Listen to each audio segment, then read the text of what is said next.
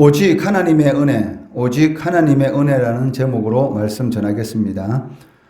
오늘 본문 말씀은 가나안 땅에 이스라엘 백성들이 들어가서 첫 소산을 하나님께 드릴 때에 함께 드릴 신앙 고백에 대하여 기록하고 있습니다.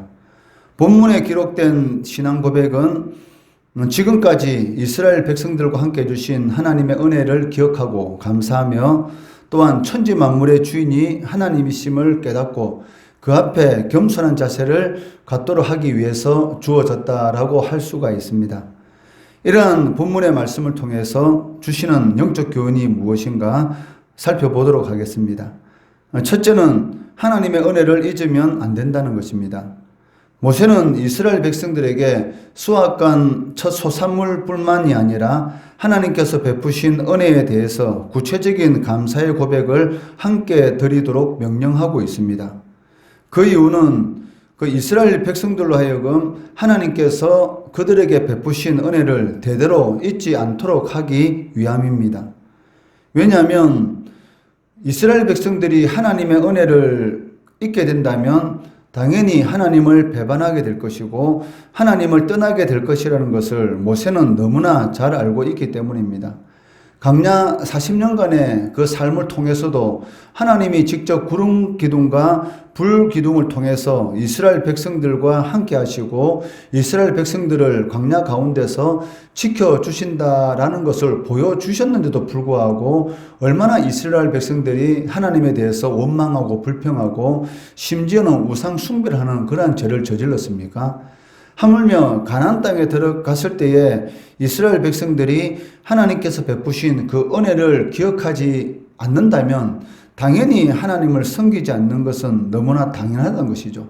이것을 모세는 너무나 잘 알고 있기 때문에 하나님께서 가나안 땅을 이스라엘 백성들에게 주셨을 때에 또 이스라엘 백성들이 수확한 그 첫 소산물을 하나님께 드릴 때에 하나님께서 베푸신 자신들이 어떤 위치에 있었는데 하나님께서 어떤 역사를 통해서 은혜를 베풀어 주시고 구원해 주셨다. 그러한 내용을 기억하고 감사하라는 것입니다. 그리고 그 하나님의 은혜를 잊어버리지 않을 때에 하나님 앞에 감사하는 그런 삶을 살아갈 수가 있기 때문입니다. 이것은 우리에게도 똑같이 적용되는 그러한 말씀입니다. 우리도 하나님의 은혜를 잊어버리게 된다면 당연히 하나님께 감사하는 그런 삶을 살아가지 않을 것이고 하나님도 섬기지 않을 것입니다.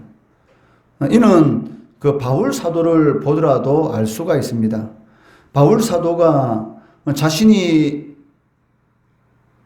지금까지 누리고 있었던 다메섹 도상으로 가는 길에 부활하신 예수님을 만나기 전까지 자신이 누리고 있었던 그런 모든 것들을 배설물로 여길 수 있었던 그런 이유, 그리고 이방인의 사도로서 자신의 생명을 걸고 충성스러운 종으로서 하나님을 섬길 수 있었던 그 이유가 무엇이겠습니까?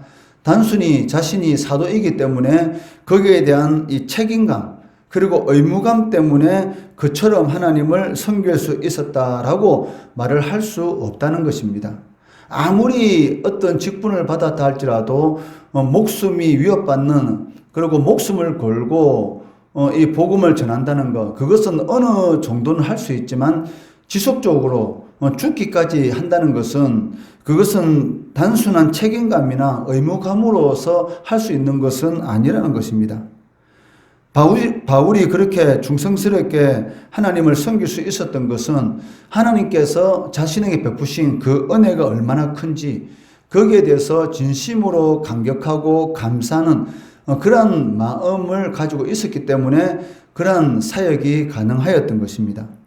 고린도전서 15장 9절 10절 말씀해 보시면 나는 사도 중에 가장 작은 자라 나는 하나님의 교회를 박해하였으므로 사도라 칭함받기를 감당하지 못할 자니라.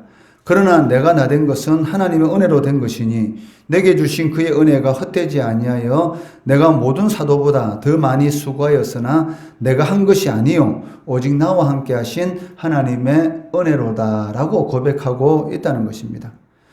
자신이 다른 많은 사도들보다 더 많은 더 큰 일을 하였습니다. 그런데도 불구하고 사도 중에 가장 작은 자라라고 고백하고 있고, 바울의 이 마음을 항상 고통스럽게 하는 것이 무엇이었습니까?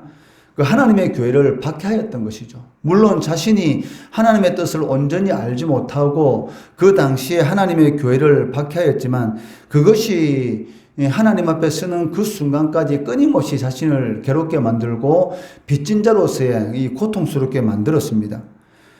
그런데도 불구하고 자신이 하나님의 교회를 박해하는 영원히 멸망받을 자로서의 그러한 삶을 살아왔는데도 불구하고 하나님께서 자신에게 은혜를 베풀어 주셔서 구원하여 주시고 이방인의 사도로 삼으셨다. 이 은혜는 자신이 이 순교를 당하는 그 순간까지 놓지 못하는 그런 은혜였습니다. 그렇기 때문에 자신이 한 모든 일들도 자신이 한 것이 아니라 오직 자신과 함께 하신 하나님의 은혜다라고 고백할 수 있었다는 것이죠. 이처럼 하나님께서 맡기신 그런 직분들과 모든 일들을 잘 감당할 수 있는 사람이 어떤 사람입니까? 하나님의 은혜에 진정으로 감사하는 사람, 그런 사람들만이 하나님께서 맡기신 모든 일들을 충성스럽게 잘 감당할 수 있다는 것입니다. 직분을 맡아서 하는 그 일, 의무감으로 책임감으로 하는 일은 자신이 기분 좋을 때 자신의 그 기분에 따라서 언제든지 바뀔 수가 있습니다. 기분 좋으면 열심히 감당하고, 자신이 하는 일에 대해서 누가 좀 알아주지 않으면은 그 일에 대해서 게을러지는, 또 그 일에 대해서 자신이 왜 이것을 해야 되느냐 하면서 원망하고 불평하는 그런 자리에 언제든지 설 수가 있다는 것이죠. 그렇지만 하나님의 은혜를 진정으로 감사하는 사람은 누가 알아주든 알아주지 않든 그 은혜에 감사해서 잘 감당하게 된다는 것입니다. 그렇기 때문에 우리 또한 하나님의 은혜를 기억하고 항상 그 은혜에 감사하는 그런 삶을 살아가야 합니다. 그럴 때 하나님께서 맡기신 그런 모든 일들을 충성스럽게 잘 감당할 수 있는 것이고, 하나님을 잘 섬길 수 있는 것이고, 그로 인해서 하나님 앞에 섰을 때에 바울 사도의 고백처럼 하나님께서 나를 위해서 의의 면류관을 준비하였다라는 그런 고백을 할 수가 있다는 것입니다. 둘째는 하나님의 손에 잡힌 자는 놀라운 변화를 경험하게 된다라는 것을 오늘 본문 말씀을 통해서 우리는 알 수가 있습니다. 5절 말씀해 보시면, 모세는 이스라엘 백성들에게 하나님 앞에 고백할 때에 자신들의 조상은 방랑하는 아람 사람이다라는 것을 고백하도록 명령하였습니다. 5절 말씀해 보시면, 너는 또 내 하나님 여호와 앞에 아뢰기를, 내 조상은 방랑하는 아람 사람으로서 애굽에 내려가 거기에서 소수로 거류하였더니 거기에서 크고 강하고 번성한 민족이 되었다라고 고백하고 있습니다. 여기 방랑하는 아람 사람은 이스라엘 백성들의 직접적인 조상인 야곱을 가리키고 있습니다. 야곱의 자녀들이 이스라엘 백성들의 12지파가 되었기 때문에 야곱이 이스라엘 백성들의 직접적인 조상이다라고 말을 할 수가 있습니다. 야곱은 외삼촌 라반의 고향인 밧단 아람에서 20년 동안이나 생활하였고, 그 후 가나안 땅을 거쳐서 애굽 땅 고센에서 생활하였기 때문에 평생을 한 곳에서 정착하지 못하고 나그네 생활을 하였다라고 할 수가 있을 것입니다. 애굽에 내려갈 당시 이스라엘의 가족은 겨우 70명 정도였습니다. 그렇지만 400여 년이 지나면서 인구가 약 250만 이상의 대민족으로 성장하게 되었던 것입니다. 그뿐만이 아니라 당시 근동에 있어서 최강의 국가였던 애굽의 이 바로 왕을 벌벌 떨게 만드는 그런 역사를 일으켰고, 그뿐만이 아니라 그 자신들의 주인으로 있었던 애굽인들의 재물까지 받아서 애굽에서 당당하게 나오는 그런 일들이 있었습니다. 그리고 가나안 땅으로 가는 여정 가운데서 여러 민족들을 하나씩 쳐 부수었고, 이제는 가나안 정복을 목전에 두고 있었던 것입니다.